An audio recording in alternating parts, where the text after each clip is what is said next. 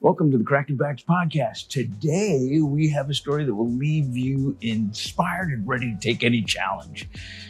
Imagine breaking your neck at 16 years old and rise again to Division I gymnast. Our guest, Jon Ham, shares this incredible journey of how he had the resilience and the mental toughness to fuel his comeback, and the strategies he used that you could use too to rebuild your strength and confidence, whatever it might be. Learn how he's now helping others achieve their fitness goals and pioneering new paths and being innovative in e-commerce. Stay tuned as we explore how this fitness expert is shaping the future of fitness coaching, nutritional knowledge, and transforming the world. All right. Well, I'm excited about today because we have my good buddy Jon Ham on, and I've known this guy for a long time. And with the Olympics just ending, Olympics are on everybody's mind, and this man was a high-level gymnast at probably one of the highest levels. And I love gymnastics. I mean, I've dreamed of doing the Iron Cross, and I've never been able to leave the dream, to make it into a reality. And and this man is gymnastics with life. So before we get going into some other meat, can we just talk about your Sure. a gymnast, your earlier career, and what has transformed you into the man you are today? Well, my mom did gymnastics for Cal State Northridge, and she got me on a trampoline and diving and doing gymnastics when I was literally 3 years old. So I've been doing it my whole life. You kind of have to get to that sort of collegiate level. Your flexibility, strength, your joints have to be able to take that abuse. So I've been doing it my whole life. When I was 16, I actually had a really bad injury. I fell off the high bar and landed on my head and broke my neck. Spent a couple of weeks in the hospital, had surgery on my neck. They put me in a halo for 3 months. Wow. And for those that don't know what a halo is, it's kind of like a body cast. And those that can see on video, you can see they screw it right into your forehead and then in the back of the forehead, and it's kind of goes down to your waist. And so it's so you don't move your neck or move your head and your bones can heal. So I spent 3 months in a halo, a couple more months in a hard collar, went back to training because that's what I wanted to do. And a few months later, I ended up getting a full ride to the University of Illinois, where I competed for them for 4 years, was team captain or co-captain my last year. And I got my degree in food science and human nutrition. Met my wife, who was also a gymnast at Illinois. We met when we were freshmen. And so, it has kind of shaped my life, I would say, quite a bit. So you broke your neck at 16 and still came back and made it to the D1 level as a captain. Yeah. And my last year, I got third place on the high bar, the event that I broke my neck in the Big Ten championships. I got the video online. It still gives me goosebumps. And I didn't have like all the difficulty. I took the sport as far as I possibly could with what I got. I can honestly say that. But it was darn perfect. So I got third behind 2 Olympians. So that was pretty great. And for those in the audience that just watched the Olympics is such the next level. And what they're doing today is so much harder than what we competed against 20 years ago.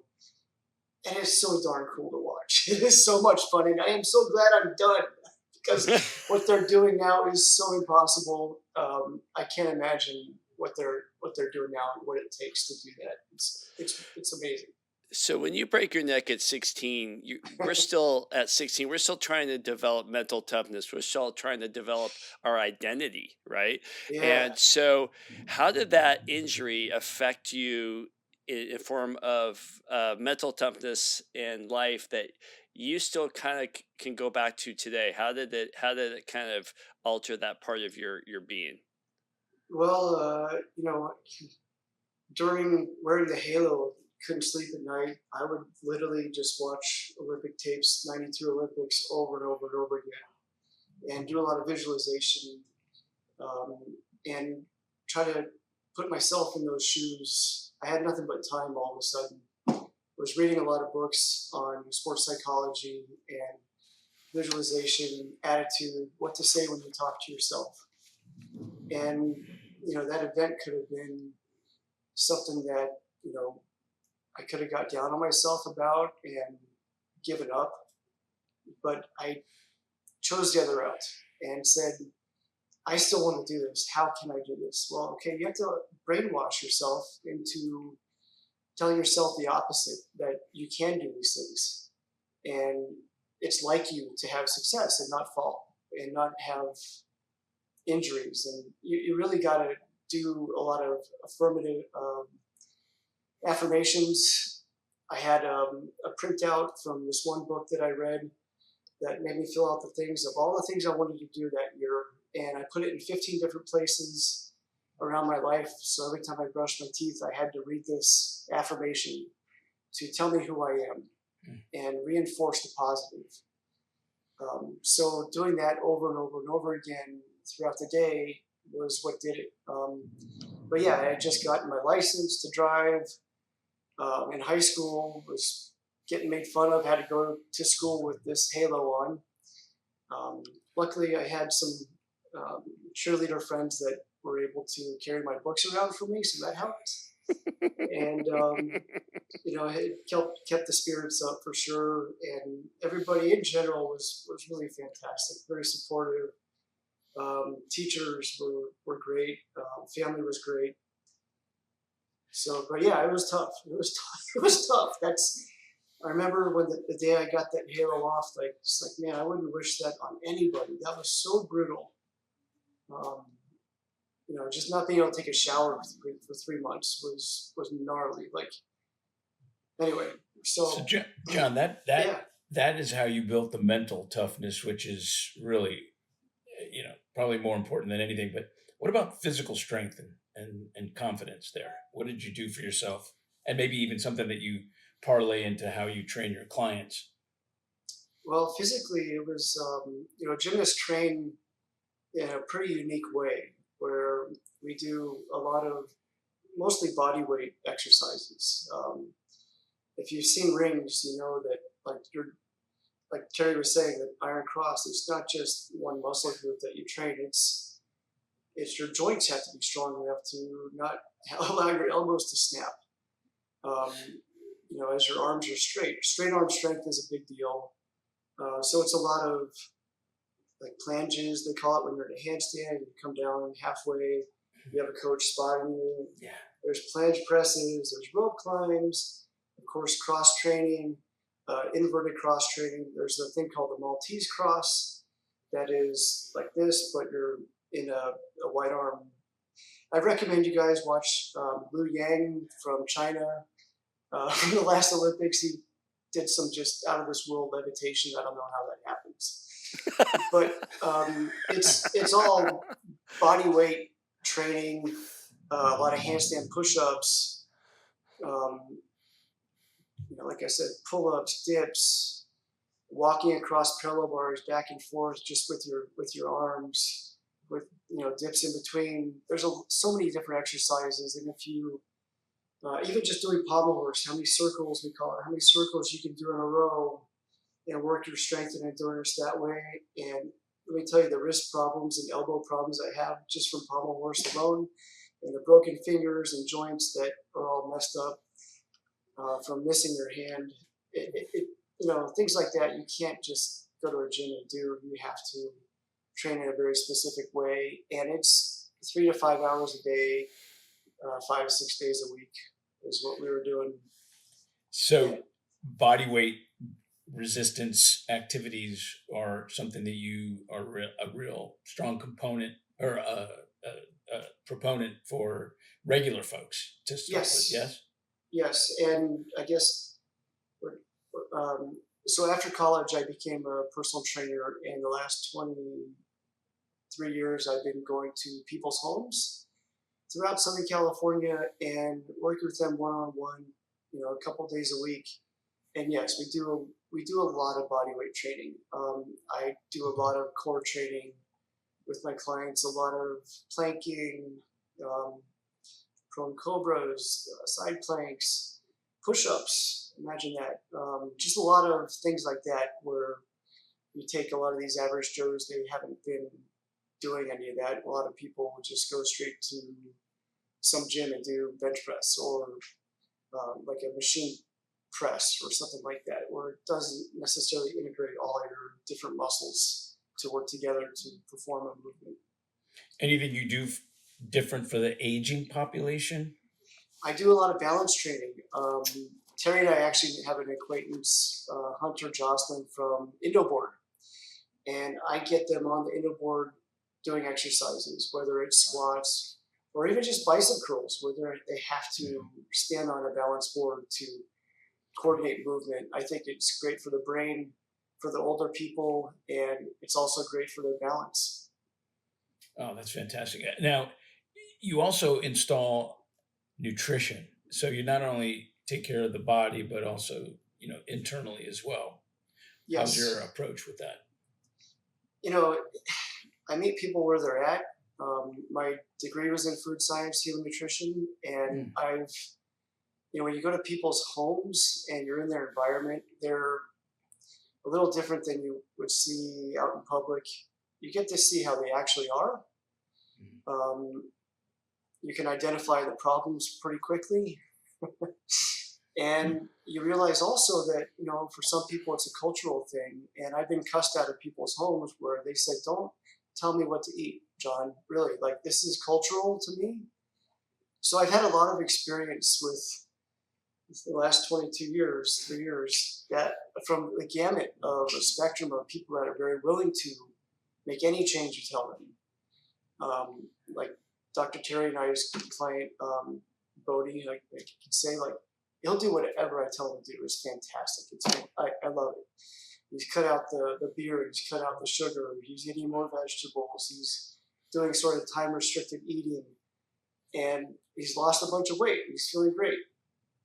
Whereas, I've had some, let's just say, religious folks that don't have any vices at all, except for sugar, which they don't see as a vice. And I've gone in there in the kitchen and thrown away all their candy. They weren't too happy with me. So it's interesting when you meet people and you get to see how they really are and work with them for year over years, a couple days a week. They become sort of family, and you just try to nudge them to do better and make better choices as they go. That's kind of my approach. Well, I know chocolate chip cookies is a religious experience for me, so I think I would have thrown you out of my house already. What is like one of the more basic things that you might be suggesting to somebody in our listeners that would be a startup, that they can, is it certain number of times to eat during the day, or there's certain, do you have any little key points to throw out there? Well, just a few basics would be to cut out refined sugars, grains, and try to eat more vegetables. I recommend people focus on different colored vegetables. They all represent different vitamins and minerals from the different colors. So a well-rounded approach where you eat the rainbow with vegetables, cut out refined sugars and grains, and focus on good sources of protein. And I know there's different people's tribes about that as well, but in a perfect world, we all eat, grass-fed organic meat if we can. So, John, I think a lot of people, and you and I have talked about this, a lot of people know what to do. They read about it on their feeds and they talk about it, and they know what to do. And like you mentioned, going to their homes and you're like, oh crap, you talk the talk, but you don't walk the walk. I think a lot of the time fear is a big stop that people can't get past. They can't get past their old patterns. They can't get past their old ways, even though they know what to do. I mean, you talk to anybody in the street, they know processed foods, get rid of sugar, get rid of alcohol. They know that, but they don't do it. You faced a fear from when you broke your neck. You had to face the high bar that broke your neck and you had to do the routine that you broke your neck on, and you had to face one of the most fearful things on the planet. Have you taken that experience of how you learn how to fear, and what's your strategy to work with people that have a fear or they can't change, even though they know what to do, they just don't do it? But that is a loaded question. If they're scared of making these changes, you just have to encourage them to be positive about these changes and really change the habit. And changing habits is really tough. And so doing that requires a little bit of that fear mental ninja sort of approach, where you have to brainwash yourself to change the habit and say it is like me to do the right habit. It is not like me to do the wrong habit. At least that's the way I look at it, where you take a positive approach to encourage yourself to make that good choice. How did you get back on the high bar? Hey, there was a few days where I couldn't. So I had some mental breakdowns where I said, you know what, not today. And I would get in the car and go home. And that was okay. There were tough days. There were some tough days, but go back to the affirmations and go back to it, and you get back up there and you visualize and you think about it. I don't know if you guys saw the men's competition this year in the Olympics. The last guy up in the whole meet, we brought a pommel horse specialist named Steven Nedorosik, and he's from Penn State. He only had one routine to do, just pommel horse. That's it. Out of the 6, the men do 6 events. Pommel horse happened to be the last event the U.S. men did, and he was the last guy up. So he waited and waited and waited. He said in a later interview, like 3-4 hours for the competition to go through, and he was the last guy up with all the pressure. And if he hit his routine and didn't fall, the U.S. men would get 3rd place, which is amazing for the U.S. men. Like, that's fantastic. They came in at 5th. They qualified 5th, and we had a perfect meet. It's all up to Steven. He has to hit. And everybody's joking, is this guy sleeping? What's wrong with this guy? He's sitting in a chair with his eyes closed. And what he's doing is controlling his breathing. He's visualizing his routine over and over and over again. He must have done 100 routines in his head while he was sitting there supposedly sleeping. And this is what it takes, because your brain doesn't really know the difference of whether you're doing it or not. There's a famous story of a guy in the Gulf War that went to Iraq, and he loved to play golf. And he would do 18 holes in his head every day that he was at war. When he was sleeping or laying down in his bunk, whenever he had downtime, he'd be playing golf. And he came back from the war and was a better golfer than when he went to war. And the same thing happened to me, by the way. After all this visualization and watching the Olympics over and over and over again, I could do things right away. I was picking up skills that I had been thinking about, even though I wasn't training. They would just come really quick to me because I was visualizing doing them. So I believe that when it comes to even lifestyle changes, food changes, exercise habits, if you visualize yourself doing it over and over again, and you have a little help and support doing it, you can do anything, really. I've seen it done. People can make big changes in their life. So if you're listening, if you have somebody listening, and even if they're a doctor and they're trying to give advice and they've never visualized, they've never tried it, some people will tell me, well, I'm so ADD, I close my eyes and I can't get past the first step. Squirrel, that whole thing. Sure. How do you give advice if you have somebody who wants to lose weight or they want to transform, and that if they don't transform, they're going to have a diagnosis that's going to scare the crap out of them? And how do you get them to make that choice, and how do you teach them about visualization who's never had to do it? Yeah, that's tough. First of all, they have to want to change. I can also tell you, I've been to a lot of people's home. This is the best example. A husband buys a package of training for their wife.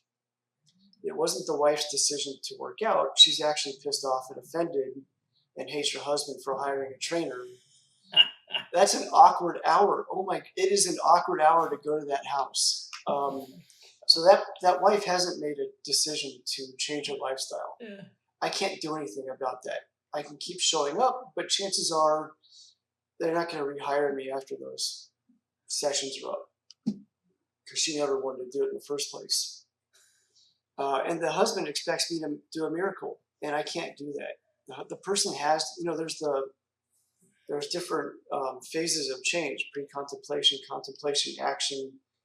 And I forget which psychologist at the time thought of this, but it's true. Like, unless they're ready to make the change, I'm wasting my time.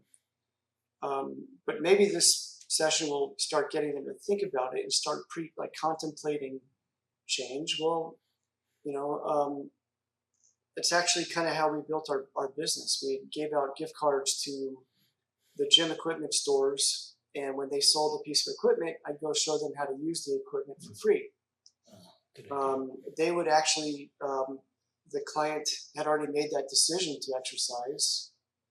They don't know what to do, but they're already mentally ready to make a change, ready to do something good.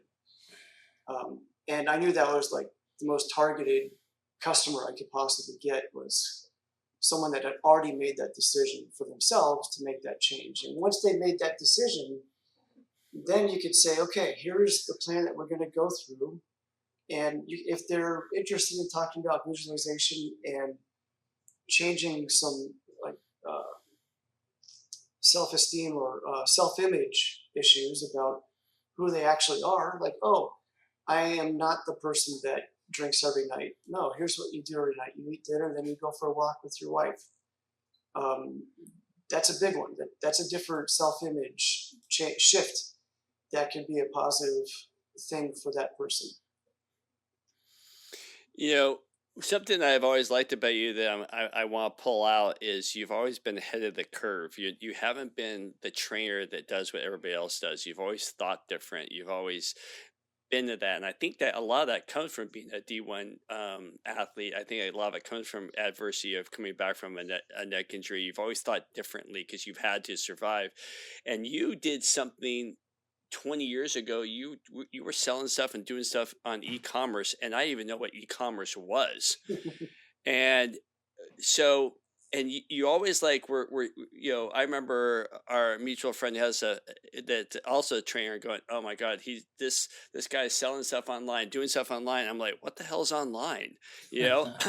And so, talk us through a little bit about how you like to try and look ahead of the curve, how you see fitness and how you want to approach it differently for those that are aspiring to be trainers or those who are aspiring to get into nutrition.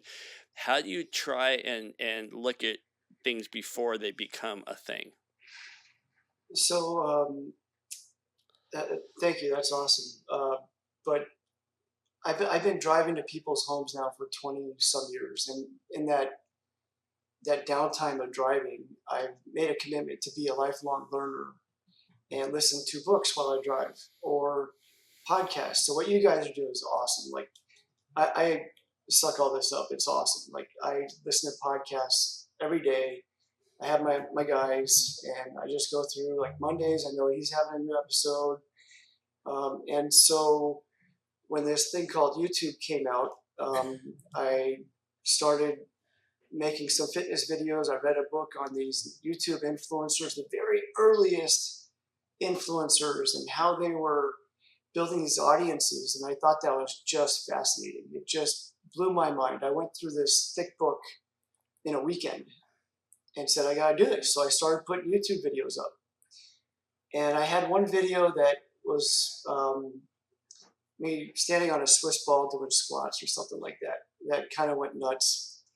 And I don't know, like, that just became the thing that took it to the next level. And YouTube actually sent me an email and said, hey, we're doing this YouTube Next Up Trainer. We would love for you to apply to it. And so I applied. They accepted me and 16 other people around the world to get a scholarship through YouTube. They sent us video equipment. They taught us SEO. They put us through this little boot camp on Google Hangouts before Google Hangouts was a thing. And it was a blast. I learned a lot, met a bunch of neat people. I got accepted into this little YouTube network, which was a whole different thing. And I was an affiliate for a bunch of brands. And I was putting in like 50 hours a month that I didn't have at the time, but I loved doing it. I was editing video, writing scripts, trying to do a new show every week, even though it was like 5 minutes long. And I don't know, then one of my buddies said that he was learning about Amazon, and his 12-year-old daughter has been set up an Amazon store and bought an iPod within 3 months. That was her goal, to save up, sell enough stuff to buy an iPod. And I want to learn about that. So I kind of just shifted gears and started an Amazon store and started selling fitness equipment and other things that like clients had, brands and products that they were selling, and they were sort of behind the curve on a lot of things. So I helped them get ahead of the curve. I started buying from them wholesale, selling retail on Amazon. And I've been doing that for about 12 years and selling anything from plumbing supplies, car care products, fitness equipment, heart rate monitors. And now, see, here's the thing. Like, I'd build the brands up, spend my money on ads, do the SEO, do all the things that I learned. And then for one reason or another, the brands would either sell, the businesses would sell, and the buyer would have their own Amazon store, take it for themselves. And I'd be out of the picture, which has happened quite a few times. Or you name it, I'd always sort of get the short end of the stick because it wasn't my brand. So now I have started my latest venture in the last year is selling vitamins and supplements under my own brand, Second Springs, that I can control and come up with the products myself, market them the way I want to, and sell stuff that I believe in for myself and my family. And it's been a blast. It's been selling supplements online is generally regarded as suicide. And I know that going into it. I have no delusions that it is the most competitive marketplace out there. Amazon is cutthroat. It's become very competitive. Even my son did the Amazon store thing, and then Amazon changed their whole, their approach and knocked out a bunch of those Amazon stores. And so people that had been really doing well with it ended up zero. Yeah. It's interesting. Yeah. But if you can keep ahead of the curve, it seems like a good ball game to work with. So, regarding it, I want to go back to the healthy diet thing and, what something sustainable, because, there's all these diets on the market today. And I mean, they could fill a library with just diet books, and some of them really work, some of them not at all. And it depends on the person. How would you start somebody out? Obviously you need to ask them and cross-examine them on what they do. Is there certain questions that you ask and certain approaches you take for that? Well, getting people to start with a food journal would be the most success I've had with people is those that will write down their food and try to estimate what's in their food energy-wise. Using MyFitnessPal has been great for a lot of my clients, and they've gotten a lot of great results. It keeps them accountable to what they're eating. And before you know it, if you don't write it down, it just sort of goes in the ether and no one knows what really happened. So getting to do a food journal would be, I would say, number one. So we can actually look at what they're doing. An interesting little strategy for those healthcare providers that are listening is when you ask, how many times have you had someone come up to you and go, "Hey, can you give me a diet?" And then if you turn it around and go, "Listen, give me, a 5-day log of what you're eating, time of day, and how much of it, the portion size." If they do it, they're truly interested. If not, then you've not wasted any time because you know how serious they are. Yeah, I mean, because you can say, okay, I want you to eat this, this, and this. Well, I don't like that. Okay, well, I only eat Indian food on Mondays. We do Taco Tuesdays on Tuesdays. You just never know where people are at. So the food journal, I think, is very, very effective. And you get a win here and there when you can replace a bagel and cream cheese first thing in the morning with maybe like an omelet with some veggies, or something like that, where we can get some more protein first thing in the morning instead of just a bunch of refined grains. That would be a great sort of replacement and a way that the food journal can really help identify some of those things that we can switch. We would like to thank Stark Roast for making the best organic coffee and supporting our efforts to keep you healthy and happy. Click on the link to start enjoying your fresh roast today. What about the millions of people that have coffee as their first kickstart of the day? I mean, before they do anything else, they have that cup of coffee. So I'm up at 4 a.m. and I need that cup of coffee. So you're talking to the wrong guy for this one. Sorry. Yeah. I got you. We all have those little habits. Yeah. I will say though that one of the changes I've made is getting rid of the creamer and the artificial creamer, the flavored creamers that have all the bad things in them. So that would be a big one. Making sure people aren't having sugar in their coffee would be a big one. Black coffee is, in my opinion, not so bad, but in moderation, of course, not all day. Jerry, you drink coffee? Yes. Oh, sorry. Okay. Moving right along. But I'm not up as early as you guys, and I still need my coffee in the morning. I have my omega-3, and I have my coffee, and then I have my water, and then I do my work, and then I'll have some food. Yeah. So, John, how do you see the future of e-commerce and digital fitness? What do you see in the role of, I guess, virtual fitness or virtual coaching? Well, as far as those are a few different questions there, but I think to answer your first one, the future of e-commerce, my gurus that I follow are all about building audiences and serving your who's. Like if your audience is, think about a normal avatar of who's your customer. And for example, my wife and I have been doing vacation rentals in Arizona since 2016. And we get people out there, and before we put the houses together, we say, who are we trying to serve here? And in that situation, it's a snowbird with a dog and maybe 2 kids. So we need to design the product, the house, for that who, that avatar. So we put in dog crates. We have a house with no carpet, for example, a putting green in the back for the kids, a pool and a jacuzzi. That who would really like to go visit that product.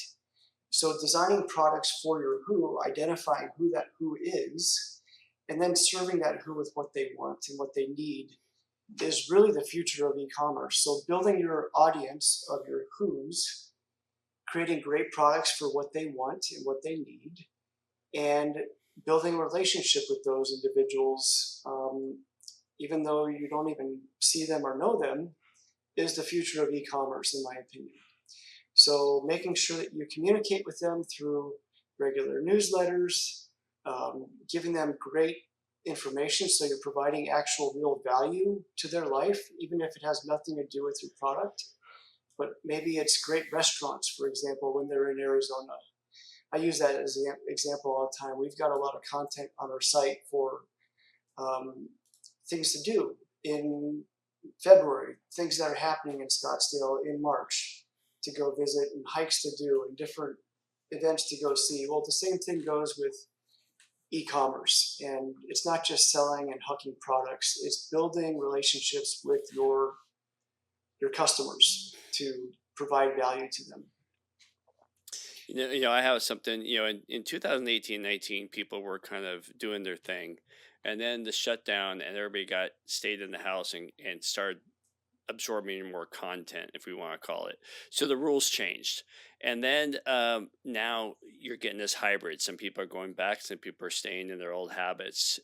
And, Dr. Spencer and I were seeing fitness people doing Zoom workouts when prior to 2019 you never saw that before, and the thing I would see even on telemedicine or on you can't really control their movement patterns because you're trying to rely on a camera to see what they're actually doing. How have you navigated the world of e-commerce and the rules have changed, and now we're entering this hybrid world? How are you navigating what people are trying to take the easy way out to actually getting them healthier, and those who are stuck in this world where they never went back to work, their job said, nope, you can stay at home forever now? How do you navigate this? Well, me personally, I still go to people's homes and make them do the work. It's different when someone shows up, gets you out of bed, said, let's go do the work. We got work to do, and you'll feel better afterwards. If it were virtual, I tried a little bit of that during the pandemic, and I didn't have much luck or success, and neither did my clients with that.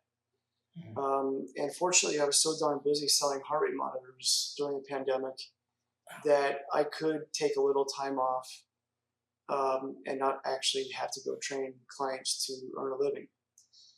So now that I'm back to in-person training, I think it's the most effective way to do it because, like you said, you can't correct form in the same way.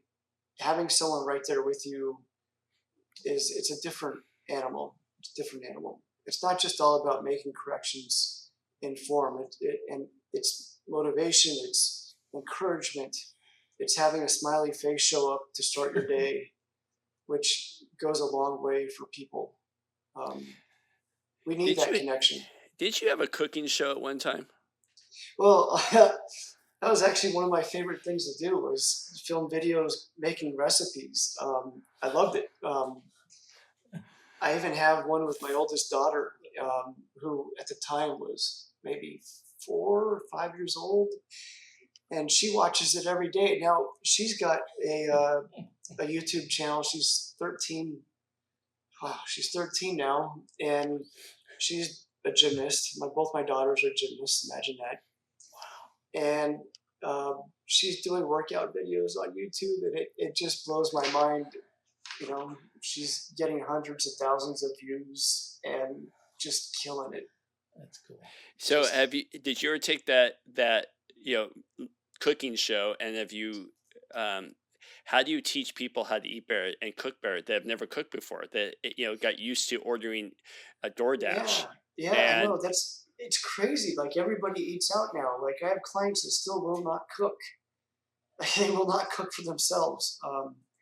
And how do you teach that?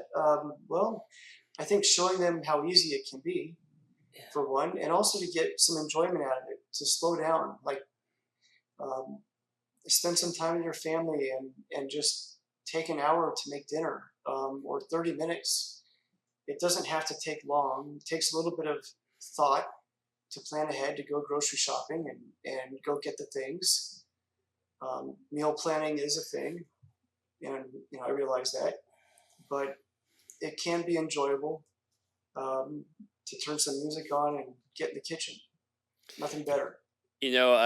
With kids in college and all that, they want to run down to The Habit, or they want to run down to Chick-fil-A, or they want to run down like that and just grab something quick to eat. Yet trying to teach these kids that it's actually cheaper.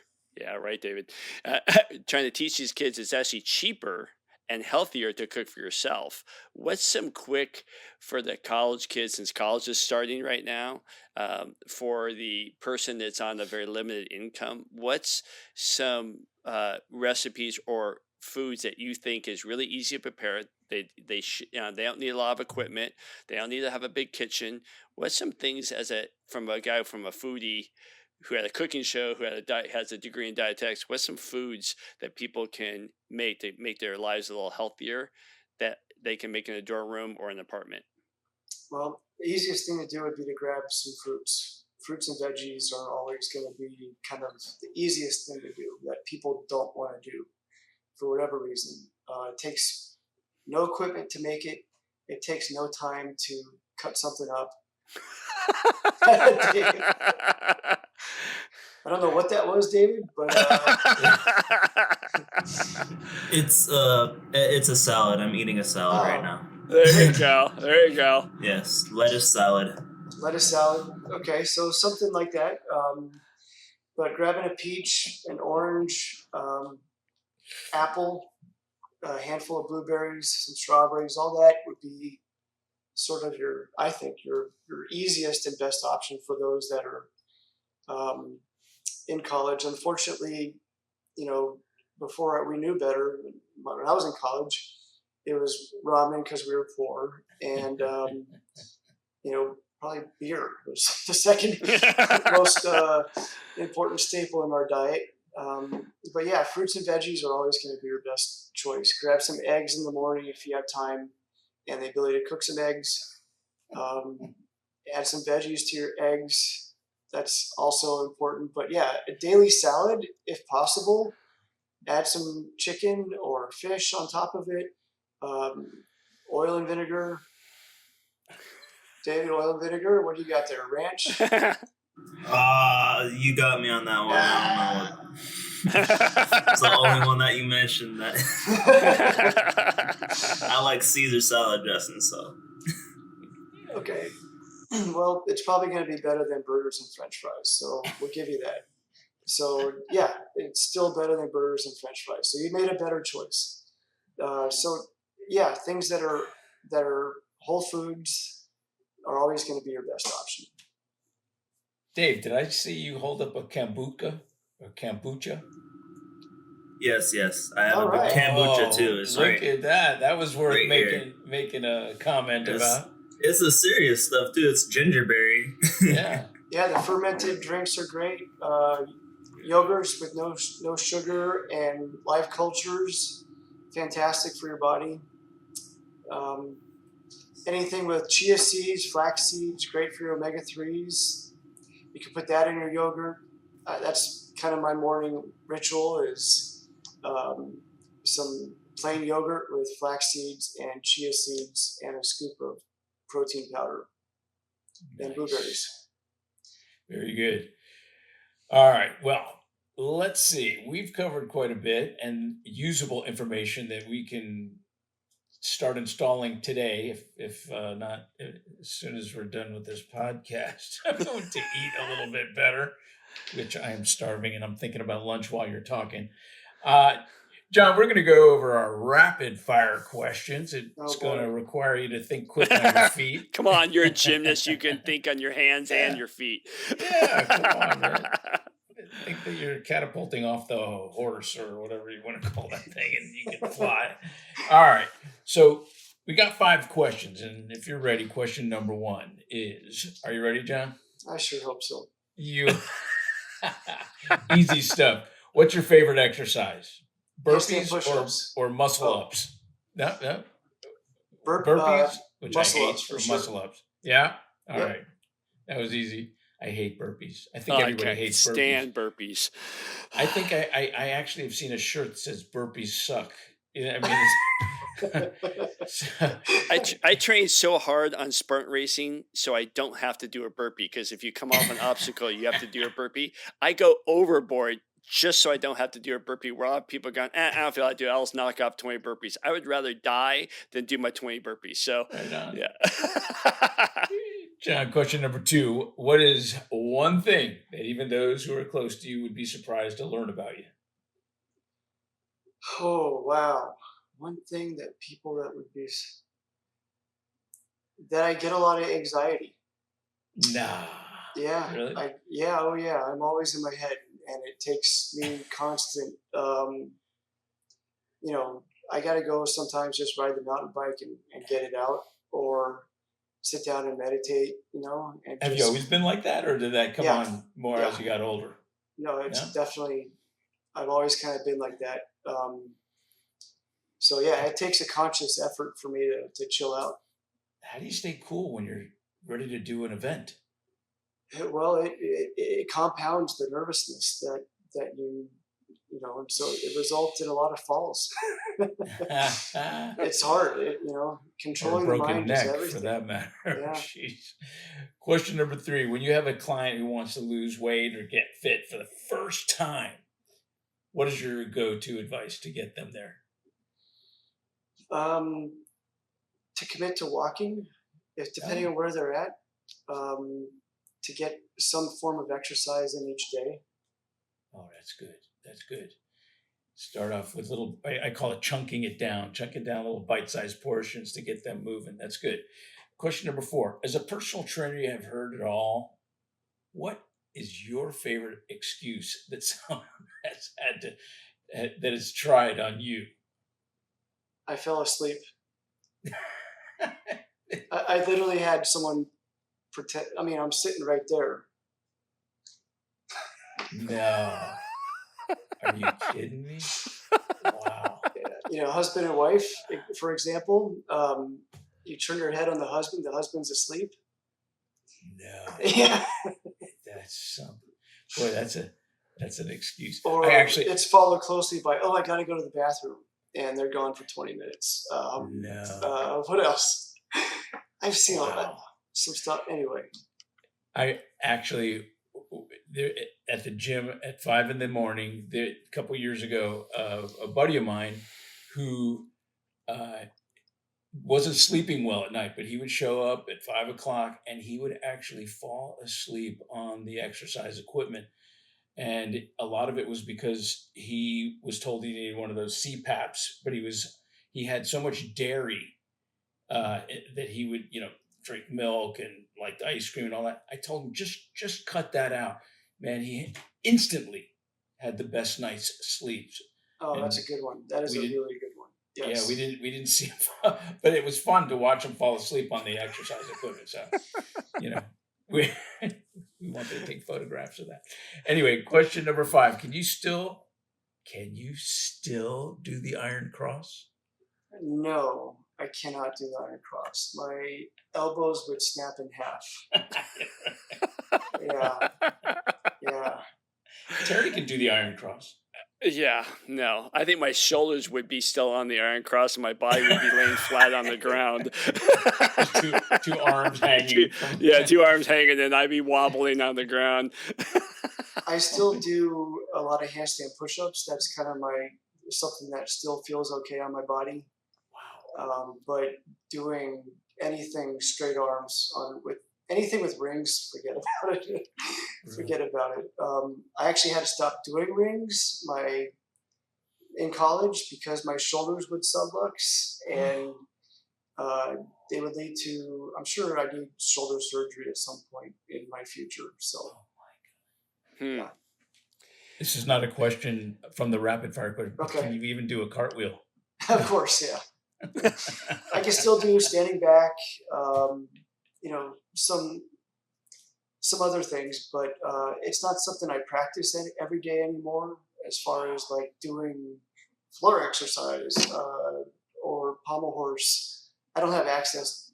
Well, I could if I sought it out, but it's not something that would feel good on my body at this point. And there's nothing good that would come of it. Do you see a lot of gymnasts post like Olympic that have a lot of issues as they get older because of the stress to their joints? Oh yeah, you should see our reunions. I go back to Illinois. I try to go every year. I don't do it every year, but basically for a tailgate, an alumni tailgate at a football game. But everybody's complaining about how everything hurts. We got hips, shoulders. One of the guys just had ankle surgery. The amount of short landings that you take and how brutal they are on your joints it's phenomenal. I heard that there are more injuries per person in gymnastics than football, and I believe it. The amount of things that hurt. But, you know, I tell you this, the more homework, I call it, the more homework that I do, I have a set of exercises that I do for my neck. And if I don't do those exercises and I sit at the computer too often, I'm in pain. So as long as I do my homework and I keep my posture good, I feel great. Not everybody is in those shoes. Not every gymnast is doing personal training and has the knowledge to do this sort of housekeeping exercises every week. They're doing financial trading behind a desk or something, and they fall victim to everything that my clients have fallen victim to throughout the years, where they sit too much and don't move enough. You know, one thing I want to end the show with, you always practice what you preach, and you've always been that guy that's like, you know, you look ahead for the future and you try and do something that is, you know, you like cooking, you put on a show. You like this, you do a show. But Yeah, and everything you produce is from a personal standpoint first, and that's why I think you're so believable. So I want to end the show with your new company and how it was created. You created because you had long COVID and you were sick and you didn't like the products that were out there, and you started using your knowledge and started creating something not only to help yourself but to help other people. Can you talk about that little journey? And Sure. and I will leave a link in your description about your company, but can you tell us about the journey? Kind of share with me a little bit of how you went down this path and why you decided to create something different.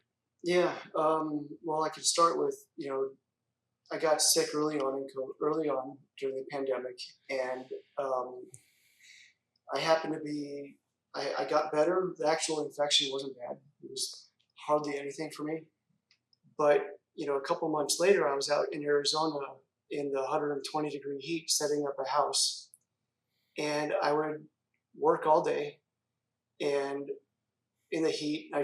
Bottom line is I burned myself out, just working too hard, and started developing a lot of symptoms. And these symptoms persisted for about a year and a half, where I couldn't exercise more than 15 or 20 minutes without getting sick, and then being on the couch for 3 days. So I didn't feel good, and sought out a lot of different doctors. One of them told me to go see a psychologist. And I'm like, really? No, this isn't in my head. I feel terrible. So I started, through a friend of a friend told me about seeing this functional medicine doctor out here in Westlake. I started getting my blood tested every 3 months, and she was a lifesaver. She started putting me on different vitamins that I was deficient in, and like my numbers were all over the place, like just total train wreck. But I looked normal. Like I didn't physically look sick, which was why the guy said, go see a psychologist. But my blood said a different thing. And through taking these vitamins, I'm like, man, I'm spending a lot of money on vitamins. You know, I sell things online. I need my own brand, and I'm going to do it the way I want to do it. So I took a lot of the things that she was having me take. I found a wonderful, wonderful lab out in Georgia that is so awesome. They've been a joy to work with. And we came up with this line of mostly multivitamins, but also things for helping you sleep that are natural so that your body can get the rest it needs to recover. A lot of us are deficient, like I was, in vitamin D. So I made a vitamin D, something that I take every day.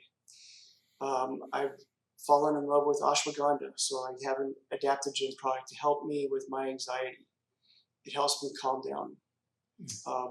That's one thing that has been a lot of help for me.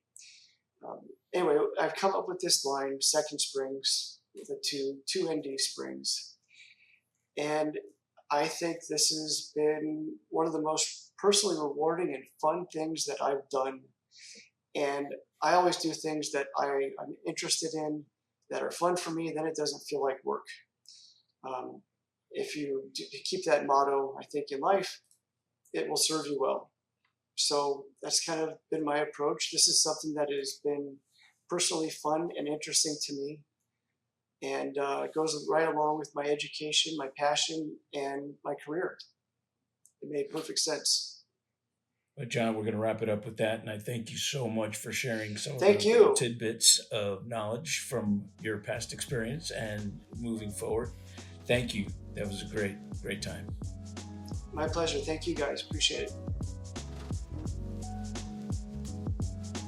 Thank you for listening to today's episode of the Crackin Backs Podcast. We hope you enjoyed it. Make sure you follow us on Instagram at Crackin Backs Podcast. Catch new episodes every Monday. See you next time.